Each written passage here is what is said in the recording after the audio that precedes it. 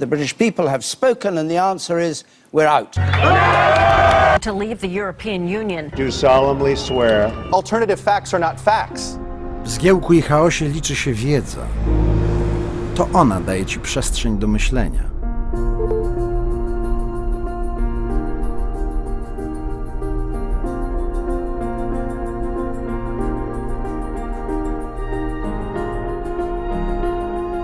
Polityka Insight.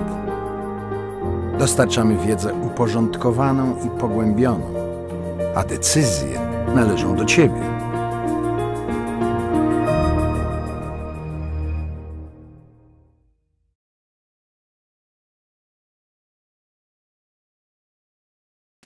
Dzień dobry, witam Państwa. Proszę Państwa, kończymy z niespodziankami, a przynajmniej tymi oficjalnie zaplanowanymi. Wracamy do programu, zaczynając część europejską, którą będę miała przyjemność poprowadzić. Od razu uprzedzam, że za chwilę przejdę na język angielski ze względu na gości, którzy do mnie dołączą na scenie. European Bloc. But before we get started, let me apologize again for the change in our program. I can only assure that what prevented Ivan Krastev from joining us here today was not the topic of the standing of Central Europe that we asked him to cover, but a terrible flu. So we regret it very much and wish him a quick recovery. What we do have ahead of us are 3 conversations with very special guests, and I think they are the best proof of how dynamic situation in Europe is, both economically and politically. But 2016 was a bad year for Europe. Europe took a major hit. That was the victory of Brexit. I wish I could say that, you know, the anti-European sentiment stay away from the continental Europe. Well, unfortunately it hasn't. To the contrary, what we see is a rise of populist movements in many European states. In fact, in some of them, they stand a real chance of winning elections, which are coming up. So this is one of the risks that we're going to discuss today. But in order for us not to get too depressed, we'll also talk about some possibly positive trends happening in Europe. That is digital revolution, which is, you know, taking more and more spheres of our lives. So this will be also a topic of our discussions. And without further ado, my first guest today is Mr. Thorsten Widmer, Vice President Manufacturing Strategies and Investment Planning at Bosch, based in Reutlingen, Germany. A physicist by education. Throughout his professional career, Thorsten has been involved in very sophisticated projects, only recently involving wafer production. Luckily to me, a proud graduate of political science, these days he's occupied mainly with Industrie 4.0, which in practice means that he's the one figuring out how Bosch can make it the most of the digital revolution. So please give a warm welcome to my first speaker, Mr. Thorsten Widmer.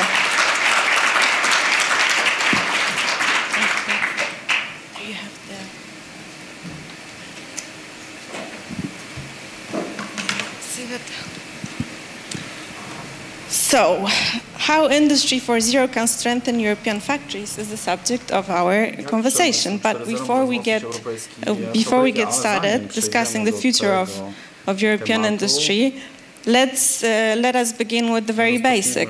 That is what this term Industry 4.0 really means.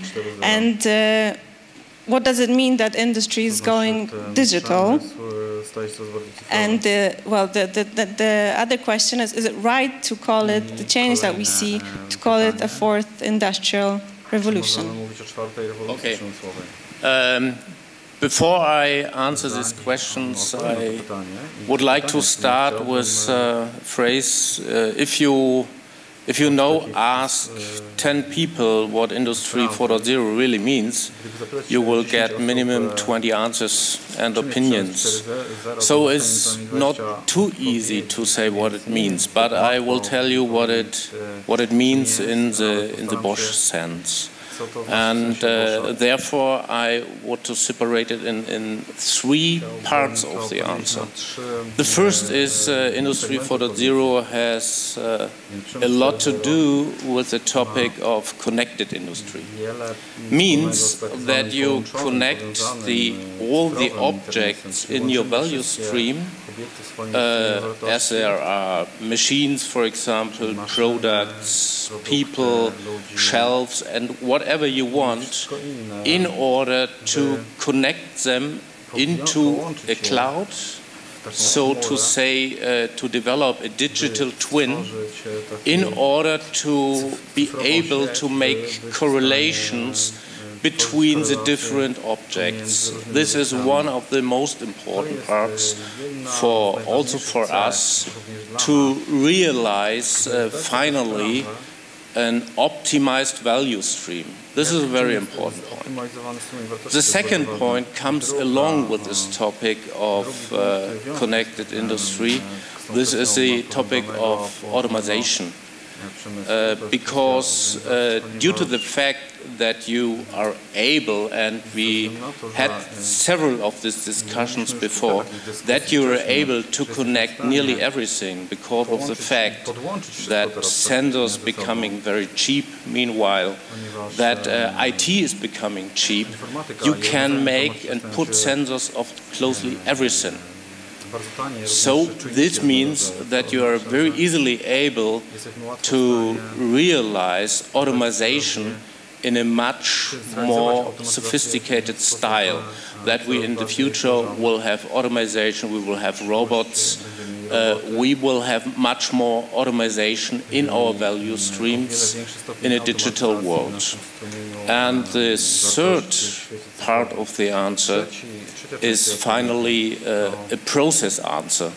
A process answer in that way that we will have in the future much more focus on flexibility on processes, as there are, for example, 3D printing, additive manufacturing, as we already heard today about, which is the third very important part, to my opinion, in order to, if we deal with Industry 4.0, because with this we really can produce on 1 second one part and directly the next second another part. These are the main three parts of this answer, what Industry 4.0 for Bosch means. Okay, so, you know, I thought that here in Europe we live in a time of deindustrialization, meaning that, you know, factories are moving offshore to parts of the world where with lower labor costs and let's face it, with less stringent environmental or climate-related regulations. So in this world of mine, Europe is actually, I mean, Europe's chances in competing with the mass production pouring to Europe from let's say from the east side are pretty slim. But then I understand that this concept of Industry 4.0 gives Europe a bit more positive perspective when it comes to the role of industry in its economy. So, if you could tell us what are the opportunities stemming from this concept? You said a little bit about the possibility of mass customization, but there are many more, right? Yes. Classes about it. Definitely yes. I say a clear yes, but. Yes, Industry 4.0 can help to stop the deindustrialization, if you want to call it in this way. But we have to do something for this. And the answer is speed. Because Industry 4.0 is not a German, is not a European topic. Industry 4.0 is a worldwide topic. And the winner will be that country or this continent which is the fastest in this race. This is for me fully clear. But again, there are a lot of opportunities because Industry 4.0 has answers on topics like productivity, has answers on topics like quality, has answers on topics like flexibility, like individualization. There are a lot of answers with Industry 4.0. But what we have to realize with Industry 4.0 is the speed. We have to be the fastest, and we have to be the fastest in this race. This is a very important topic, and this can be done, but we have to create the necessary preconditions for this. One of the most important preconditions for this, for example, is competence management with respect to Industry 4.0. This does not mean only IT competence, we need also the crossover competence of the engineering. If we discuss today with our engineering and with our IT experts, they discuss very often on very different levels. So this is something we have to optimize, and we have to find solutions to improve the competency. The next step is to improve the topic of data structures, data standardization, and data quality. And only an example for Bosch is if we look to our quality of our master data, then we are not on an excellent level, I have to say. And I had several discussions with BMW, with Siemens, and with other big companies. They all have really problems in this data quality of their big data, even in their ERP systems. And these are some obstacles we have to overcome together with the industry, but also with the governments. Exactly. I mean, we're going to have a separate discussion on big data, because I mean that's a subject of its own. You didn't say any. I think you didn't mention investment, because it seems that what's needed is a big amount of money invested in the industry, so it actually connects. As you said, this is the key word of Industry 4.0. Yes, you're right. I have to. Yes, these are investments, but they have to be done anyhow. So what we need is we need first to start with the proper processes. Therefore, you don't need to have any big investments. You only have to take care about your processes. The second is to realize the big enabling technologies, like there are MES systems, for example, means you have to connect your machines finally, and you have to connect your products. This is something you have to do. And this is not always something which has to be very expensive. If I look at our best RFID plant in Hamburg, for example, in Germany, we get a return on investment within 1.5 years. So money comes back very quick. But you have to realize the preconditions before. Means the good basis of lean management is an excellent basis in order to realize these benefits.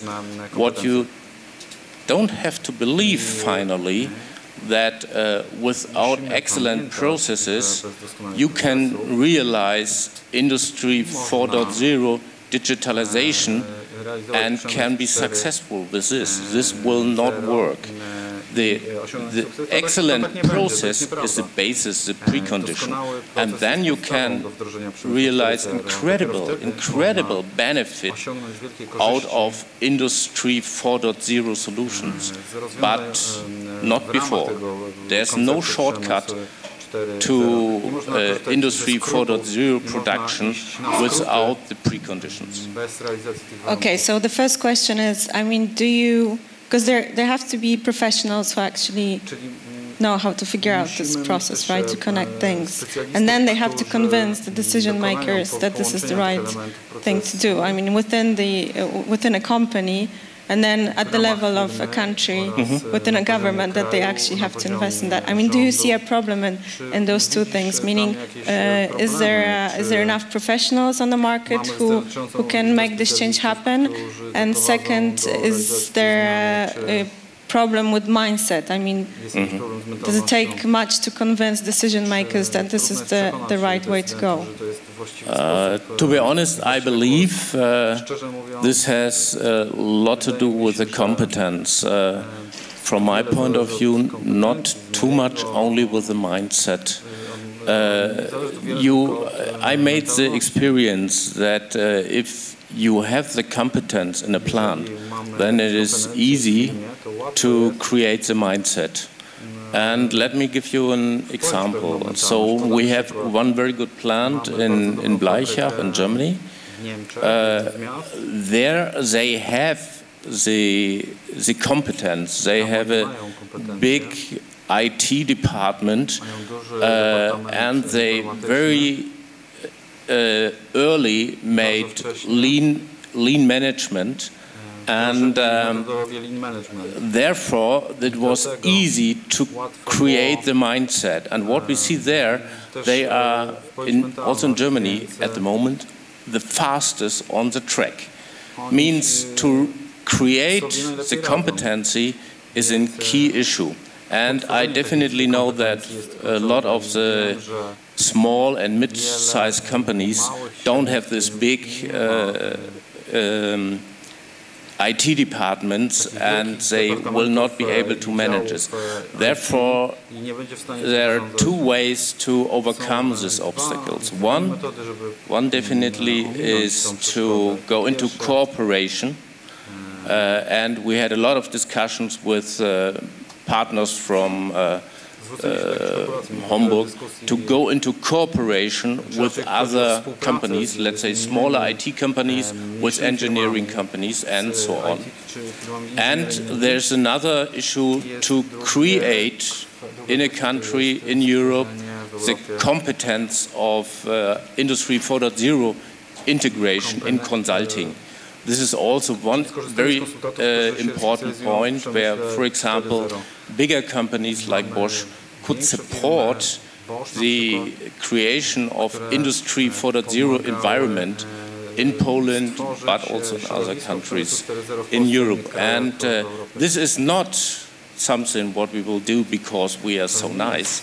We need the Industry 4.0 community also at the small and mid-sized companies, because most of our suppliers are small and mid-sized companies.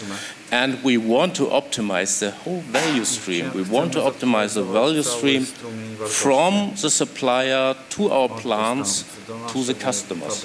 And isn't that a role for a state? I mean, to try and get people work together, create these platforms where different companies can work together. And it's true that you have to stop thinking only about competing, but to see actually that there is mutual benefit in this cooperation on Industry 4.0. We all know that Germany is a leader in Europe when it comes to this concept. So if you could tell us what is your experience in this, in introducing this revolution to German economy. In this way, let me again come back to one example plant in Blaichach, where we had more or less the best experiences. The recipes for successful implementation is, on one side, competition management. I already told about that. The next is standardization of data, standardization of machines, because they all have the same machines from the same supplier. They build them themselves in Blaichach. They have one data standard, not only in their ERP system, but also in what we call MES systems, one data standard. And this is an important point for the worldwide cooperation, we have in Blaichach a lead plant for 11 other plants in the world. This means Blaichach sets the standards, and all the other plants in India, in China, somewhere else, and also, meanwhile, in a very new plant in Poland, are coming with the same standards. So means in our IPN, in our international production network, we have the same standards in data, we have the same standards in machine. And so in this way can very easily benchmark our different plants in the world. And if they did, you will have a lot of discussions that they say, oh, because in our plant it is different because our data are different, or our machines are different, and there is no excuse anymore, because there is no different data, there is no difference in the machines, and therefore we could realize during the last 3 years a productivity improvement of about 15% per year. And this is something you really can realize, that step by step these plants improve themselves because they have the same standards. And this is one very, very important point and very big issue if you talk about the recipes for realizing a successful implementation of Industrie 4.0. I would love to ask you about your experience in Poland, but I'm afraid we just ran out of time, so come back to this in the Q&A session. So now we'll move away from the European factories and look at what drives today politics and is on everybody's lips, and that is, of course, populism. I'll be joined in a moment by Guntram Wolff, the director of the Brussels-based think tank Bruegel. And Guntram and his team of experts conduct research on different European topics, mainly economy-related. Over the last year, they have done a lot of research on inclusive growth as a way to overcome inequalities that in turn could be the cause of people being attracted to populist slogans. So please give a warm welcome to our next speaker, Guntram Wolff.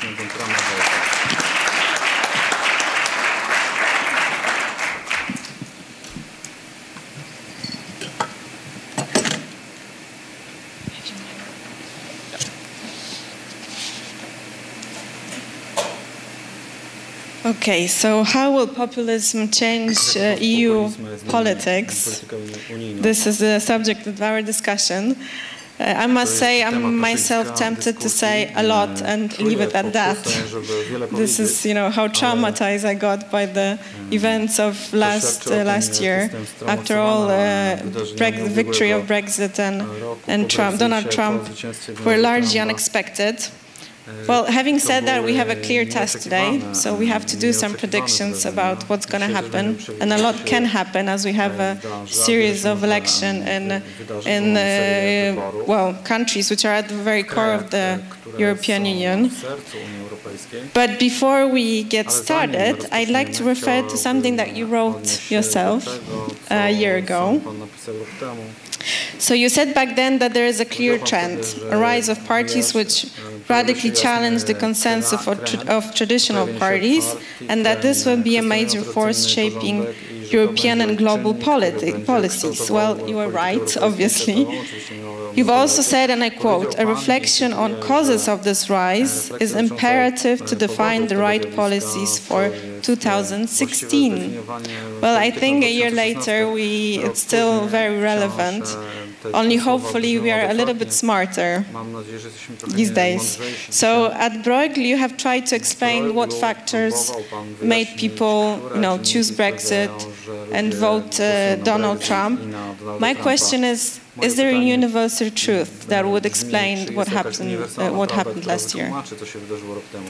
Well, thank you very much for this question, and it's a pleasure to be here today with you to discuss this very complicated topic, admittedly very complicated topic. I think there is, of course, no universal truth, but we can use statistical and empirical methods to understand better what has actually happened and what is driving these votes. And I would say the literature basically says that there is roughly 3, perhaps 4 major trends that drive the increase of populist parties and populist votes, as we've seen in the United States with Donald Trump, but also with Brexit. I think the first one is income inequality, differences in wealth, and so on. And that is a very much cited topic that, you know, many people point to this.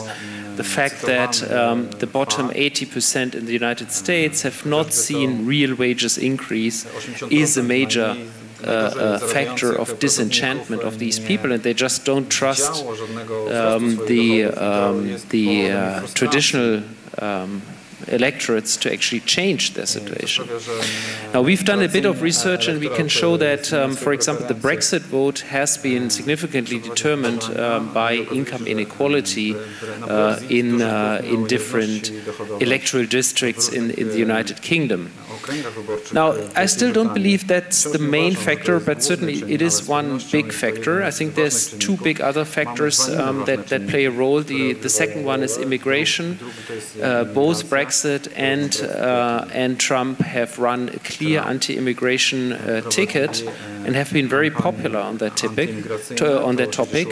And the third issue is, I would say, cultural backlash, a backlash against new cultural norms.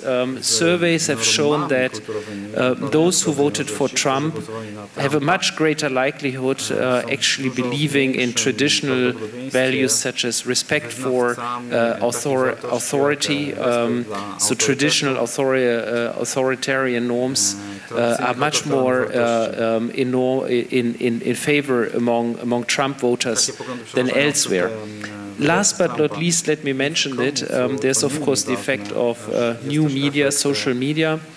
We've run a bit of research on that and have shown that, for example, the Brexit vote was very much visible in Twitter several months before it actually happened. So we ran, I think we looked at several 100,000 tweets, basically screening the entire Twitter landscape from the United Kingdom. And you can really see that the Leave was clearly ahead on Twitter. Now, what we cannot prove is, and that's probably impossible to prove, is that actually influenced the vote in the end. So the fact that social media goes in a certain direction does not mean that that's actually driving the vote. But of course, if you're willing to accept that people vote and write and think what they read, then you would subscribe to that view that Twitter and social media has also had an influence on the outcome of these votes. And I think what complicates this picture that you just described is the whole phenomenon of fake news, whatever that is, because I think we have a problem with definition. I mean, have you looked into that at the Institute as well? What kind of impact it could have had on the elections? Well, look, I think it's very difficult to pinpoint down exactly the effect of fake or real news. I think what is clear is that social media is a media. It's a form of media. And contrary to traditional media, it is not subject to checks as we know them. I mean, if you were a journalist, if you're a normal journalist, you have not only to have studied journalism, but you actually are subject to an editorial board that double checks the facts and so on and so forth. That does not happen on social media. And that means that because many people consume social media, and we know that the numbers are actually huge. In some cases, more people consume. So there were some instances in the US election where certain fake news pages were being read on a certain day more often than all the traditional newspapers together on the same day. So these things play a role. What is more difficult is to actually say how big that role is. Okay, so if we could now talk a little about the countries that will face elections soon. Netherlands, France, possibly Italy, and then Germany. What are the topics, the main topics of the election campaign, and what factors you think could be decisive in those elections? Okay, I mean, again, predicting the future is very difficult. Now, I was not asking about the results. Look, I was very pessimistic last year, and you cited my blog post from January of last year, when I was basically thinking Trump and Brexit could happen, and I actually talked to some journalists before, and they called me up after Trump got elected. You were right, but anyway, so I was very pessimistic last year. I'm perhaps a little bit less pessimistic this year overall, I have to say. It's quite a relief. And I hope I'm not going to be proven wrong, obviously. But I think the reason why I'm a little bit less pessimistic is, I mean, one reason is that the levels of inequality in Europe, in continental Europe, are significantly less than in the United Kingdom and in the United States. I mean, the United States inequality levels by far exceed what we see anywhere here in the continent. We see in the south of Europe, some parts of south of Europe, where inequality is actually quite high. But let's say in France, in Germany, also in the Netherlands, income inequality is not that big. I mean, the Gini coefficient is not so high. So we have, I would argue, that's I think really a strength of our model. We have this social economy, yeah? So, which actually supports the welfare state, which tries to reduce the impact of market forces on the actual distribution of outcomes. And so that sort of is a big plus, both in the French elections as well as in the Dutch and in the German elections, it seems to me. But still we have the issue of migration, right? And it's there to stay, it seems. So the issue of migration, I think, has really been a big one. As you know, in Germany there is a new party, AfD, Alternative für Deutschland, which actually is not so new. It exists for a number of years, and it never scored high on what it was founded on. It was founded on an anti-Euro ticket, and it never really got more than 5% on that. But 2015, when the refugee influx happened into Germany, and we can have a long debate on, what is the role of the government and all of this and so on. But it happened. Almost 1 million refugees arrived. It surged in the polls from 5 to 15%, and it's there. It's at that level in the polls since 2015, essentially. Now, I would predict if we see a number of major terrorist attacks in Germany this year, I would predict that they will gain quite a bit. Now, if we are spared from this, which I very much hope, and not only because of the AfD, but also because of the victims, I think they will not score more than 15, but okay, I don't know. But I think Germany is not the country that we worry most about. We see in Netherlands, I mean, the party of Geert Wilders is probably going to win the elections. I mean, then we have, of course, a question of being able to form a governing coalition, but, well, it is a sign. And then in France, we have a similar situation. So it is a little bit different. Then Italy, I think Italy it's slightly different, right, from the other two. At least that's I would say. I don't know what's your take on that. Well, look, I mean they are all a little bit different, a little bit comparable. I think Geert Wilders in the Netherlands clearly runs on a strong anti-Islam ticket, and he has even lost a court case on that. I mean that he's been discriminatory against Muslims. But he remains extremely popular in his party, and so I think in the polls he's scoring #1 or #2. Now, what that then means for possible coalition formations, of course, now everybody, all the other parties are saying they would not form a coalition with Geert Wilders. Whether that will be the case after victory by him, we shall see. I mean, that is a big question. Now, on France, I think, as you know, there is a number of, the field is actually still quite crowded. We have a number of presidential candidates.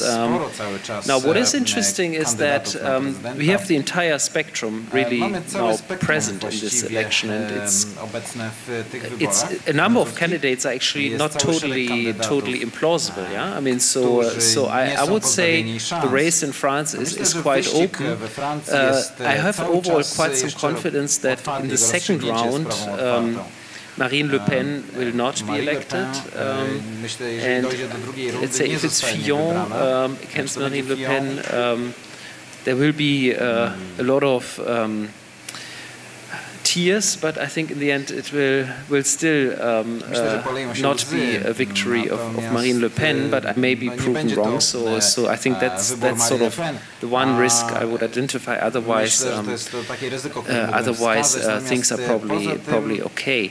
Now, Italy, I think it's still unclear whether we will see an election this year. I mean, there's still this debate ongoing, and I think you're right. I mean, overall the situation remains quite fragile. By the way, also from an economic point of view, I mean, Italy remains in a very fragile growth situation with a lot of youth unemployment, not really many things happening, and so I think I would almost be most worried sort of in the medium run about Italy at this stage. Okay, I'm afraid we have to. I'm afraid we have to move on and move away from not so grim perspective of European politics as it seems, and go back to the exciting future of the European economy. We'll be talking about how Europe should be arming for the era of data science, and I'll be shortly joined by Sylvain Duranton, a senior partner and managing director at Boston Consulting Group based in Paris. Sylvain leads a BCG team called Gamma. It is a group composed of data scientists and business consultants who are busy with large and complex data sets, extracting value from them, which could be later useful for the clients in running their business. So please give a warm welcome to Sylvain. Oh, there he is. For a moment, Sylvain Duranton.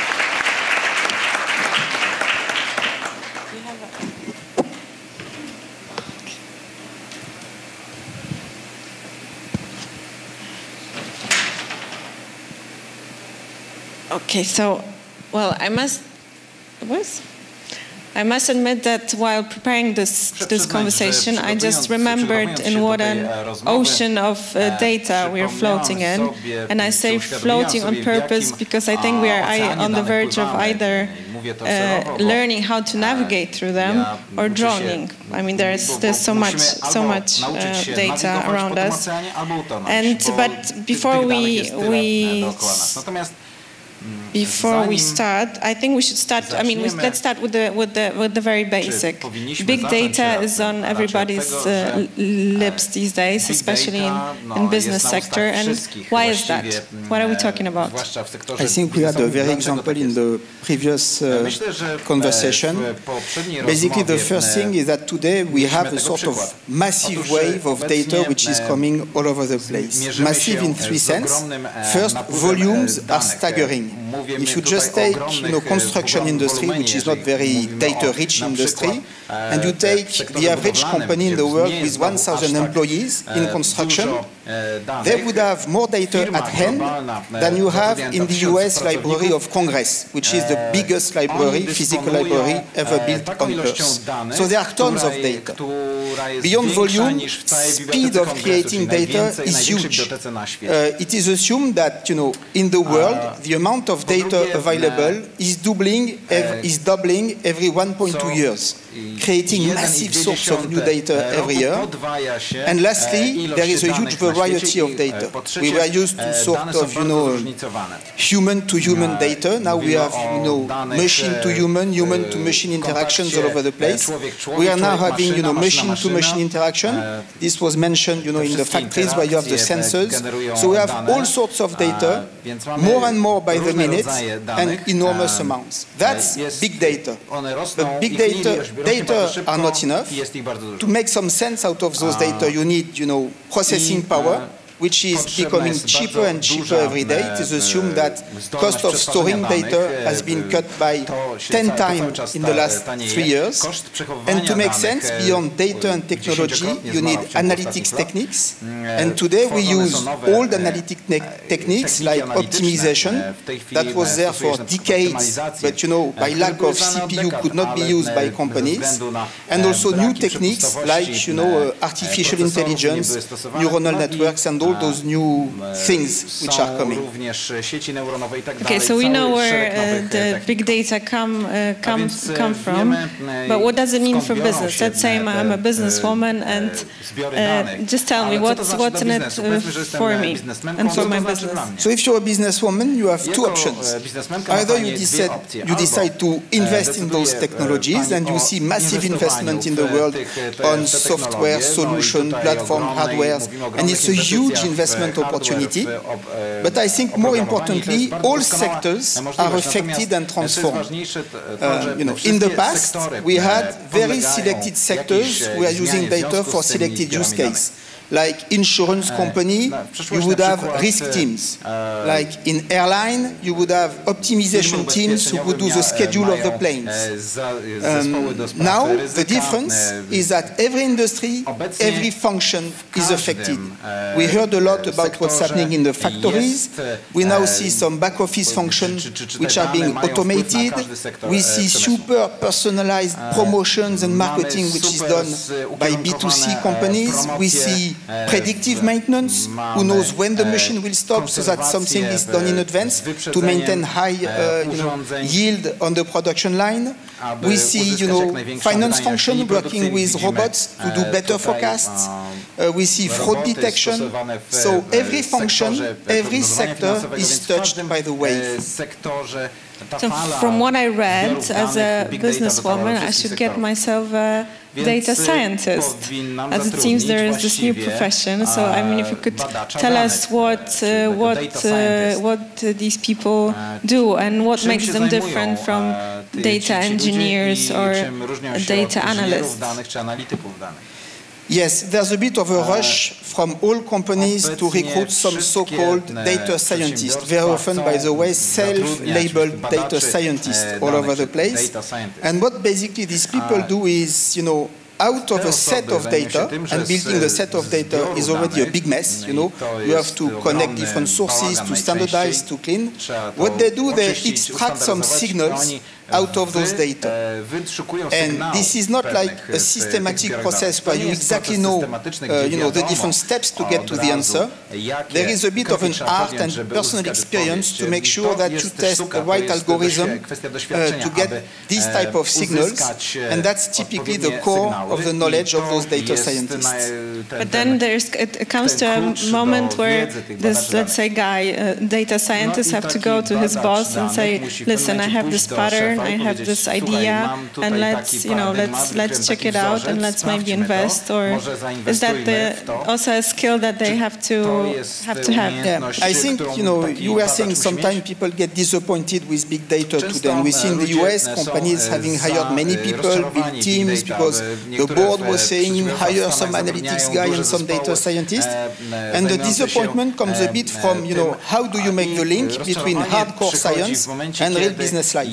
And for that, you need profiles which are not just mathematicians, but which will also be able to connect, work, push projects in organization.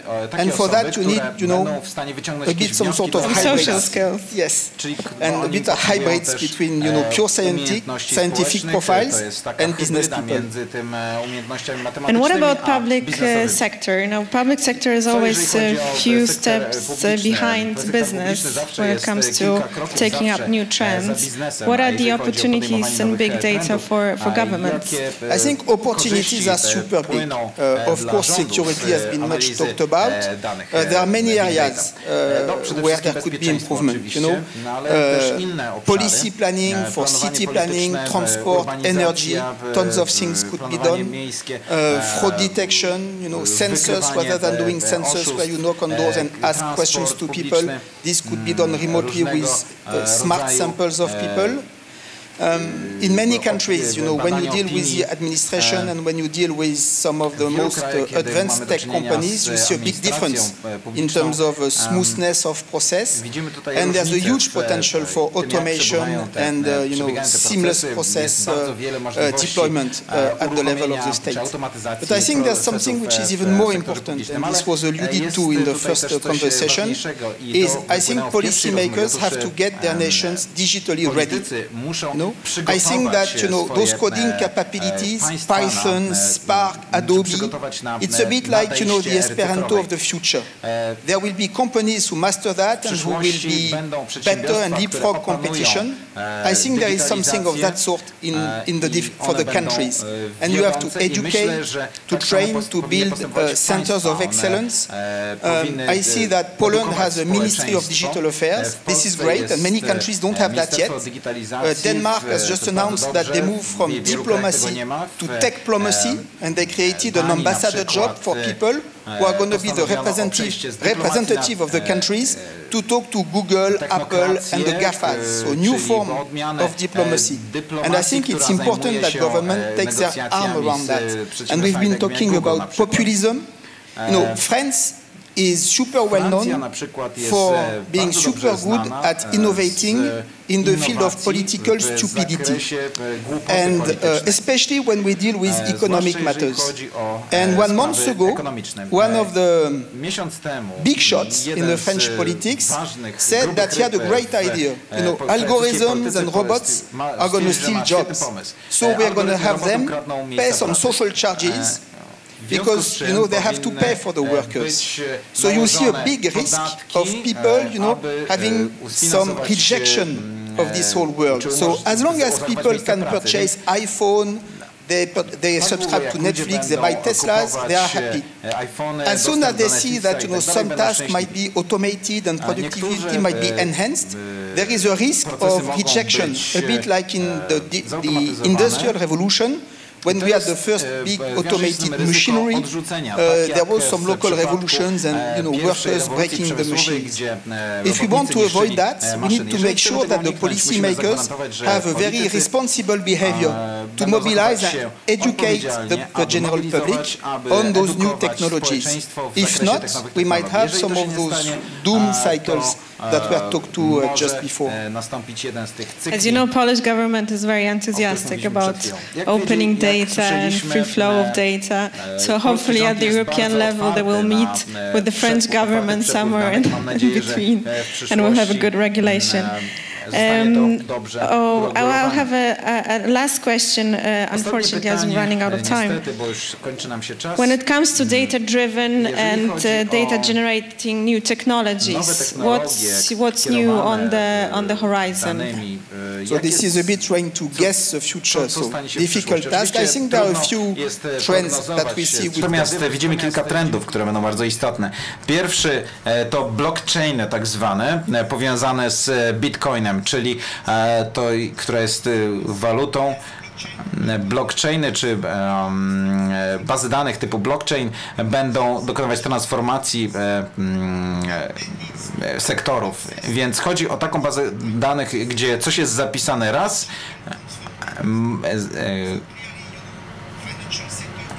sektor finansowy, ubezpieczeniowy z pewnością będzie dotknięty taką zmianą. Mówimy tutaj o wszelkiej certyfikacji,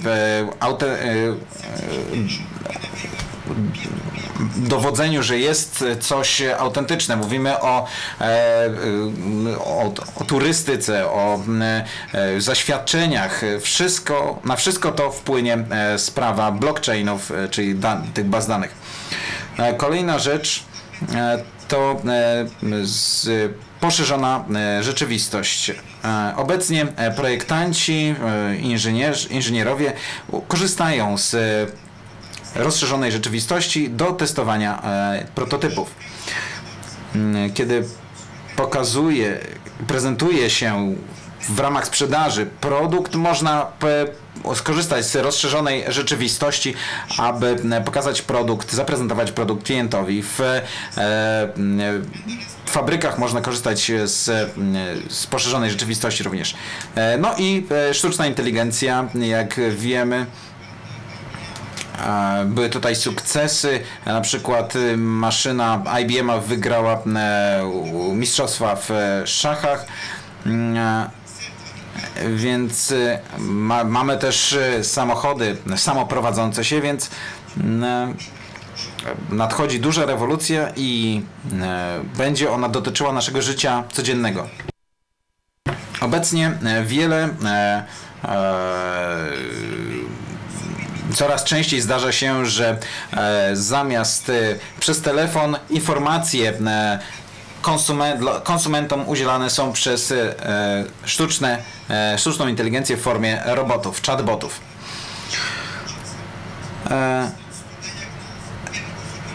Sztuczna inteligencja może pomóc w diagnozie na przykład raka. Coraz częściej sztuczna inteligencja wspiera lekarzy w sektorze ochrony zdrowia, więc mamy tutaj bardzo wiele nowych możliwości dla tych pojawiających się, rosnących technologii. Więc kraje również rozwijające się powinny inwestować. Więc Big Data w przyszłości nie będzie rozczarowaniem. Dziękuję bardzo. Otwieram teraz sesję pytań i odpowiedzi. Zapraszam do zadawania pytań naszym prelegentom. Nie ma pytań, naprawdę? O, coś jest. Mam pytanie do pana Wolffa dotyczące pana poglądu na temat polskiego populizmu, bo mówiliśmy o populizmie w Europie, w Stanach Zjednoczonych, natomiast mamy w Polsce też własny populizm i z pana perspektywy, z punktu widzenia Brexitu, Trumpa, jak postrzega pan nas?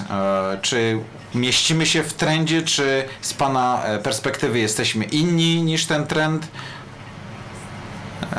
Jak wygląda populizm w Polsce w pana opinii? Myślałem, że uda mi się uniknąć tego pytania.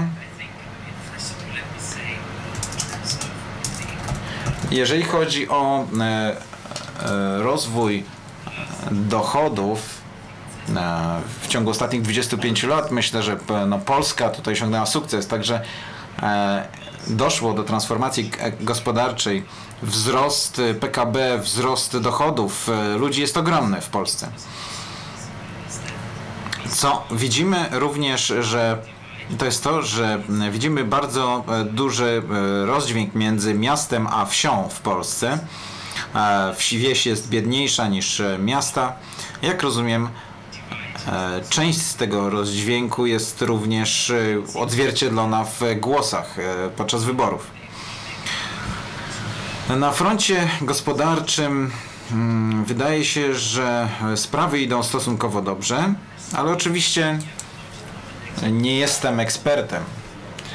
Natomiast gdy czytam, że prezes niemieckiego i francuskiego Trybunału Konstytucyjnego pisze petycję w sprawie polskiego Trybunału Konstytucyjnego, no to myślę, że to jest dosyć martwiące, ten aspekt populizmu w Polsce. W tym sensie tak, myślę, że są jakieś martwiące, niepokojące aspekty sytuacji w Polsce. Również, tak jak widzimy w Stanach, dochodzi do jakichś tendencji protekcjonistycznych. Jest mowa o cłach nakładanych na produkty z zagranicy. W Polsce tego nie ma. No, z tym, że na pewno niepokojąca jest sprawa Trybunału. Czy są jeszcze jakieś pytania z publiczności?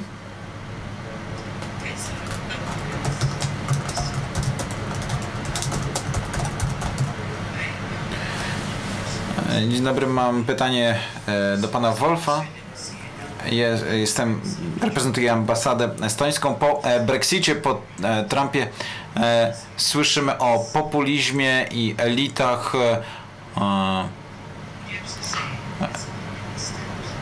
Kto to jest populista? Kiedy słyszymy o miliarderze, który narzeka na elity, które są oderwane od rzeczywistości, co to nam mówi? Kto to są te elity? Myślę, że nie ma jednej definicji.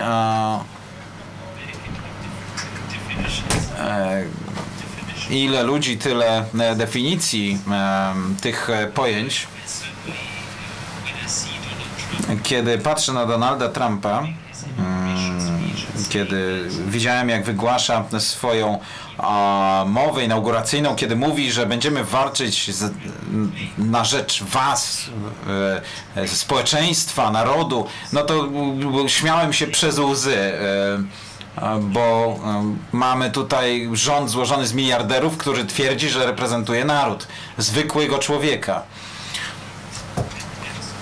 Więc to jest elita finansowa tak naprawdę, więc nie ma jednej definicji ani dla pojęcia populistów, ani dla pojęcia elity. Staram się unikać terminu populiści, używam terminu raczej nietradycyjne partie z programem częściowo sensownym, częściowo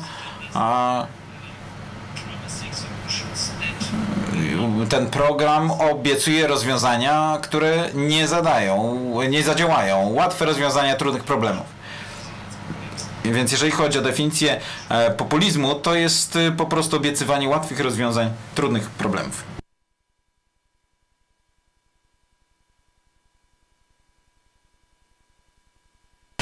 Czy ktoś jeszcze coś chciał powiedzieć?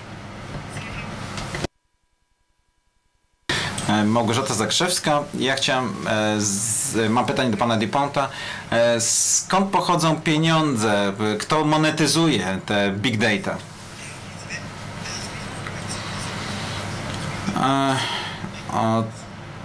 Otóż jest tutaj rozbieżność, czy no, między oczekiwaniami a rzeczywistością. Wiele przedsiębiorstw używa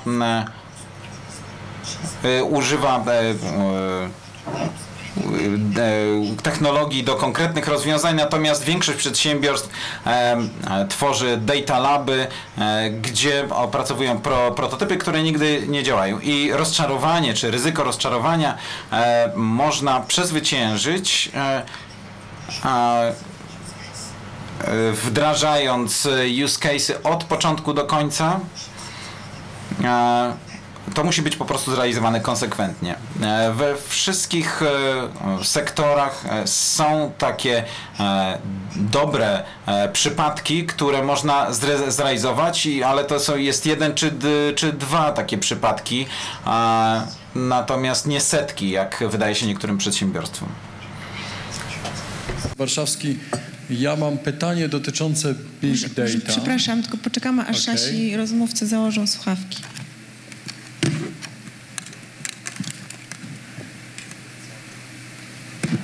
Ja mam pytanie dotyczące big data do obu panów. i pana Durantona, który się tym zajmuje zawodowo, i pana Wolffa, który myśli o Unii Europejskiej. A pytanie jest takie, poprzednie pytanie było, gdzie są pieniądze w Big Data, a ja bym zapytał, gdzie jest granica wolności obywatelskich Big Data. Bo Big Data to jest ogromna wiedza o zachowaniach ludzi. I teraz pytanie, jak daleko można sięgać w pozyskiwanie tej wiedzy?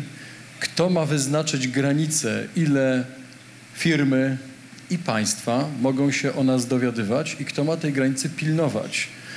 Obawiam się, że jeżeli na to pytanie nie odpowiemy, to będziemy mieli nowe źródło populizmu. Dziękuję. So who would like to start with answering to that? Myślę, że to jest poważny temat, prywatność. W BCG prowadzimy badania na ten temat. Obecnie 86% społeczeństwa obawia się prywatności danych i ten odsetek zwiększa się co roku. Mogłoby się wydawać, że młodzi ludzie są bardziej otwarci, natomiast milenialsi, czyli ludzie w wieku 18-25 lat, 75% z tej grupy obawia się tego, co przedsiębiorstwa robią z danymi. A więc to jest najpoważniejsza blokada, przeszkoda w rozwoju Big Data.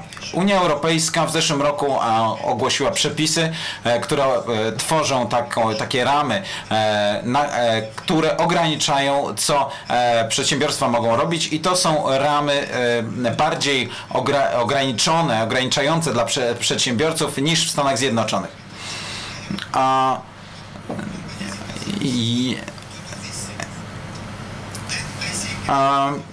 Myślę też, że tutaj naciska się na zgodę. Wyrażenie zgody będzie w przyszłości bardzo istotne. Myślę, że będzie więcej przejrzystości odnośnie do tego, co się robi z danymi i jak te dane są wykorzystywane. Myślę, że to ma bardzo mocne implikacje biznesowe, bo będzie to tworzyło zaufanie do marek, do przedsiębiorstw. Ludzie będą musieli wyrazić zgodę, że to, co jest robione z danymi, to ma dla nich sens. Pewne marki mają złą reputację, jeżeli chodzi o korzystanie z danych, i one na tym stracą. Myślę, że jest bardzo ważne, żeby przygotować się na przyszłość i pozwolić, aby społeczeństwa korzystały z tych innowacji. Przepisy prawa muszą być wdrożone i egzekwowane.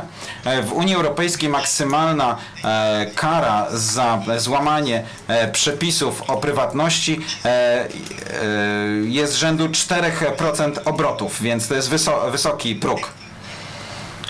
Więc myślę, że jeżeli chodzi o Europę, to jeżeli chodzi o ten front regulacyjny, to mamy tutaj duży postęp i tak jest to numer 1 w programie Komisji i polityków europejskich. Dwie szybkie uwagi. Po pierwsze, mamy do czynienia z paradoksem, bo wiele ludzi obawia się o prywatność, ale tak naprawdę bardzo mało ludzi podejmuje jakiekolwiek działania w tym zakresie. Bardzo chętnie umieszczamy nasze dane na Facebooku, w Google i tak dalej. Myślę, że ludzie tutaj, czy zachowania ludzkie są pełne paradoksów.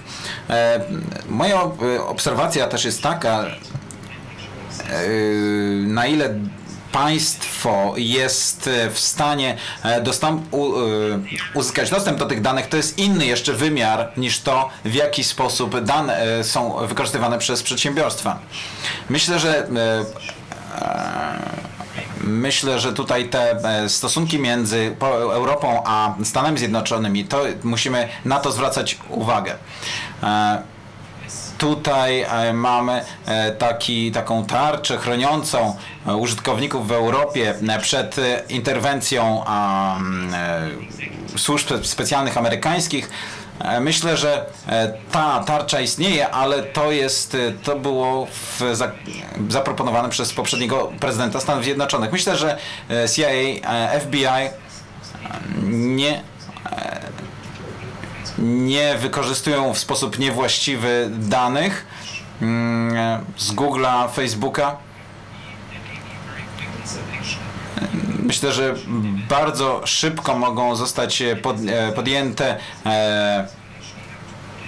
Gdyby tak się stało, no to tutaj ze strony Europy byłaby szybka reakcja i no tutaj problem miałyby te przedsiębiorstwa, korporacje międzynarodowe.